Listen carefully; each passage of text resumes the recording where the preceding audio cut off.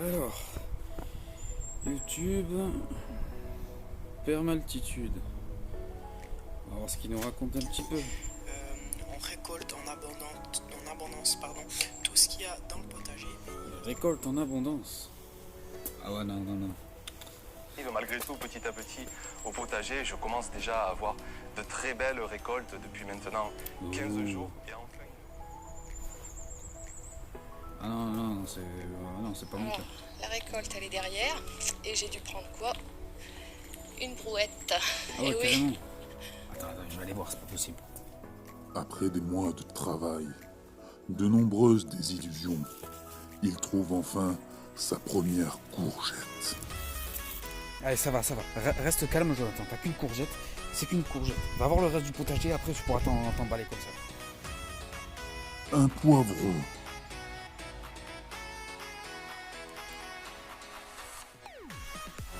Oh, des tomates. Oh, je te gueule. Il est moche. Un bébé courge. De la courgette ronde de Nice. Il semble si heureux. La joie se lit sur son visage. Oh, il se fait courser par des chiens.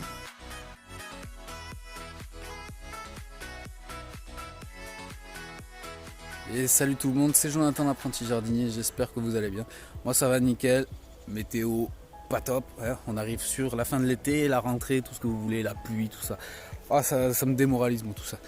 Mais bon, on n'est pas là pour parler de la météo, même si c'est une très bonne chose, hein, qui se mette enfin à pleuvoir. Mais comme vous l'avez vu dans l'intro, j'ai mes premiers légumes. Donc la cause de mes soucis n'était pas celle que je pensais, c'est-à-dire un manque d'azote. C'était pas du tout ça en fait. En discutant avec d'autres youtubeurs jardin, ils m'ont expliqué en fait que ce n'était pas un problème d'azote, mais puisqu'en fait j'ai le feuillage qui aurait dû être jaune. Donc sur la majorité du potager c'est pas le cas. Voilà, vous voyez, c'est légèrement jaune, mais bon, ça c'est pas trop grave. Mais le souci en fait venait de l'arrosage. Donc on m'a dit penche-toi plus du côté des arrosages, il y a peut-être un souci là-dessus. Et en effet, ça m'a ensuite sauté aux yeux, hein, vous le verrez. Je sais même pas si vous le verrez. Mais en fait, comme vous le savez, j'ai la haie de sapin ici. Alors on dit que rien ne pousse sous des sapins. Bon, ça c'est pas. Je m'en fous de ça, pour moi ça pousse. Mais ce qui s'est passé, c'est que moi, j'arrosais 1 à 2 fois par semaine. Et en fait, je me disais, comme mes collègues youtubeurs, hein, je vais avoir des racines qui plongent, qui vont pomper toute l'eau et tout. Sauf que ce que j'avais pas réfléchi, c'est que plus bas, il y a encore les racines des sapins qui se sont gavés d'eau et qui n'ont rien laissé pour le potager. Donc, ça fait plusieurs semaines en fait que j'ai augmenté mes fréquences d'arrosage et en effet, ça va beaucoup mieux. Alors, ce que j'essaierai de vous faire montrer, c'est le long des sapins en fait, c'est tout sec. Attendez. On va retourner, ce sera plus pratique. Alors je sais pas si ça va se voir sur la vidéo, mais en fait tout le côté des sapins là c'est tout sec. Enfin là un petit peu moins sec vu que ça fait plusieurs jours qu'il pleut. L'herbe a un petit peu repoussé, mais c'était vraiment sec de sec. J'essaierai de vous retrouver des plans au drone où on voit une différence nette. Et comme vous le voyez un peu plus loin, c'est bien plus vert. Donc en fait ce sont tout simplement les sapins qui m'ont pompé toute l'eau. Voilà le problème, il était pourtant sous mes yeux. C'était clair comme de l'eau de roche, on dit. Mais bon, j'ai pas su voir cette chose là de suite. Et donc depuis ça va beaucoup mieux. Donc j'ai aussi changé changé, c'est un grand mot. Mais changé mon système d'arrosage, hein, puisque avant j'arrosais avec ça, c'était une vraie galère. Puisque j'ai de la distance, hein, vous le voyez, j'ai de la distance pour arriver jusqu'à mon récupérateur d'eau qui est là, bon, qui maintenant qui est vide. Et l'arrivée d'eau qui se trouve contre la maison. Donc avec un arrosoir de 15 litres, ça en fait des allers-retours. Donc j'ai changé ça. Je peux arroser bien plus facilement maintenant, hein. Mais qu'est-ce que je voulais dire? Bah, écoutez, on va faire un petit tour rapide de ce qui a poussé et vous me direz ce que vous en pensez. Allez, on y va. Les haricots ils ont bien poussé, je suis satisfait. Il y en a même d'ailleurs qui commencent à arriver, hein. Donc ceux-ci c'était les tout premiers que j'avais semés. Et derrière vous avez 2 variétés, les Ying et Yang, et l'autre derrière je sais même plus c'est quoi le nom de la variété. Mais bon, qui sont sortis il y a peu de temps maintenant. Je les avais semés fin juillet. À côté on a des poireaux, des petits nouveaux que mon voisin Lionel, donc de la chaîne Mon Jardin Permaculture ou pas, je vous l'avais présenté la dernière fois, m'a gentiment ramené. Donc je les ai préparés, on va dire, habillés, est-ce que vous voulez. Enfin, c'est-à-dire juste couper un petit peu les racines et le haut. On va voir ce que ça donne. Hein. C'est la première fois que je fais ça. Hein. Enfin, tout le potager est une première fois de toute façon. Quoi d'autre. Là, le maïs commence à arriver gentiment. Donc, hop. Vous le voyez, hein, il y a les petits machins. Et en fait, c'est tout simplement la fleur, enfin les fleurs tout autour, qui vont venir se déposer sur le haut du maïs et donc le polliniser. Donc là-bas, j'en ai un qui est déjà pollinisé. Je sais pas si vous le voyez. Ici, là, hop. Celui-ci est déjà pollinisé. Pollinisé ou pollinisé? Bon, bref. Quoi d'autre? J'essaie de faire assez vite. Les premières fleurs femelles. Donc j'en ai quelques-unes hein, quand même sur l'ensemble de la planche. Hein, mais je vous fais montrer celle qui est juste à côté de moi. En espérant que ce soit fécondé. Mais bon, je ne manque pas de fleurs mâles. Donc je pense pas que ça devrait poser problème. Quoi d'autre? Les premières tomates, enfin j'en ai mangé quelques-unes, surtout des tomates cerises. Mais là par exemple vous avez l'aroma qui commence un petit peu à rougir. C'est pareil, l'autre planche de tomates commence à bien rougir. Là vous avez des semis de salade, alors je sais plus laquelle c'est laitue, et des choux qui sont un petit peu affaissés. Les artichauts qui font toujours la gueule, hein, vous les connaissez maintenant. Ils ont plus rétréci que ce qu'ils ont poussé depuis qu'ils sont là.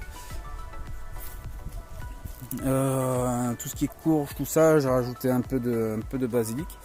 Là, je suis dégoûté parce que c'était ma toute première courgette et elle jaunit, donc ça m'embête un petit peu en fait. Parce que je comptais récupérer les graines, hein. Le peu que j'ai en récolte, on va dire, ça va me servir pour les graines. D'ailleurs, j'en ai une, je viens de le voir là à l'instant, qui part. Donc voilà, ça arrive tardivement, mais ça arrive. Au niveau de la planche, des poivrons, piments. Donc j'ai les blettes que Lionel m'avait donné la dernière fois, qui faisaient vraiment la gueule, qui repartent assez bien. Je suis satisfait. Donc là, la rouge ici et la classique. Le poivron, comme vous l'avez vu dans l'intro, qui continue de pousser.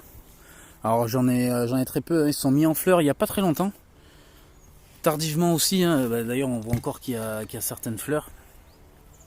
Pareil pour les piments sont tout petits. Je sais pas si vous allez les voir, ils sont juste ici. Donc ils commencent à arriver. Il faut que je récolte mes graines de salade, ça fait je sais pas combien de temps que je dis ça et que je le fais toujours pas. Mais je suis content parce qu'on voit qu'elles sont toujours dedans. Alors je sais pas si... Ouais, voilà, vous les voyez assez bien, je pense. Donc je vais couper ça et les ramasser dès la fin de la vidéo. Après la planche fleurie, ça continue de pousser. Donc je pensais que c'était cuit et que j'allais avoir que du sec et attendre que les graines se déposent. Mais au final, ça continue de pousser. Quoi d'autre? Toujours pas de fraises, hein. Pourtant c'est des remontants qui sont signalés jusqu'en octobre en période de récolte. Donc depuis j'en ai plus. Framboises, ça repousse, hein. Ils avaient littéralement cramé. Hein, vous le voyez au feuillage, hein, de toute façon. Donc pour la saison prochaine je prévois de les déplacer. Et derrière les tomates, donc j'en ai mangé quelques-unes, hein, surtout des tomates cerises, hein, parce que c'est ce qui pousse le plus. Les romas derrière qui sont toutes petites. Alors il faut que je me renseigne sur le calibre pour savoir si je récupère des graines de ce plan-ci ou de l'autre. Parce que sur l'autre plan il est beaucoup plus fin le plan, mais les tomates sont plus grosses. Donc faut que je me renseigne. Qu'est-ce qu'on a d'autre? Là encore des tomates, hein, poire jaune. D'ailleurs j'ai toujours pas enlevé ce morceau là, rappelez-vous. Le plan je l'avais pas tutoré un peu plus haut. Il a pris du poids et s'est cassé la gueule. Donc depuis, ma foi, ça n'a pas repoussé. Ici, c'est quoi? C'est la Caro Rich qui, pareil, commence à rougir. Voilà, faut que j'arrose aussi. Et à côté, c'est la Saint-Pierre. Donc bon, je devrais avoir quelques tomates histoire de goûter un petit peu les tomates du jardin de chacune des variétés. Donc là-dessus je suis satisfait. Si j'en ai plusieurs au calibre, je vais essayer de récupérer des graines pour l'année prochaine, ça m'évitera d'en racheter. Et voilà, c'était un petit tour rapide, hein. Avant de partir, j'allais oublier la terrasse, là je suis un petit peu à l'abri. Donc la Green Zebra qui continue de pousser, hein, elle fait à peu près ma taille. Il y a encore des fleurs ici, en espérant qu'elles avortent pas. J'ai même des choses que je ne voulais pas, mais des petits champis. Voilà, et ensuite derrière on a la Peppermint qui elle a fait d'assez grosses tomates, mais qui ont malheureusement éclaté. Alors rien de trop gênant, je pense. Vous voyez ici. Alors vu sur la vidéo ça a l'air un peu plus impressionnant, mais bon ça va, c'est pas énorme, hein. Et bon, au pire il y a celles qui sont dessous, hein, qui n'ont pas éclaté. J'ai essayé de faire un petit tour rapide pour éviter de trop vous embêter. C'était pas le message principal, hein, faire le tour du potager. Juste simplement, ça bouge un petit peu là, hop, désolé, je change de main. Juste simplement pour vous dire, n'écoutez pas les personnes qui vous disent que vous ne ferez rien dans la vie et compagnie, tout ce qui est négatif. Parce que moi, sur ma vidéo précédente, j'ai eu à peu près 10 000 vues pour 2000 abonnés, donc beaucoup de gens qui ne me connaissent pas vraiment et qui m'ont, vous savez comment c'est sur YouTube, hein, les gens sont sans filtre, hein, surtout quand ils sont derrière un écran. Donc pour me dire que j'aurai 0 légumes, que je suis un comédien, que... Bref, je me suis fait déglinguer sur certains commentaires. Donc ces gens-là, bah, écoutez, si vous regardez cette vidéo, juste un petit mot pour vous dire que je vous emmerde. J'ai enfin des petits légumes, pas beaucoup, mais des petits légumes quand même. Donc c'est principal, hein, moi je suis content après des mois de travail. Et voilà, donc n'écoutez pas les gens négatifs, faites-vous vos propres tests et compagnie. Bref, vous connaissez la chanson. Avancez par vous-même, n'écoutez pas les gens négatifs. Et c'est là-dessus qu'on se laisse parce qu'il commence à pleuvoir. Je vous dis ciao tout le monde, à la prochaine.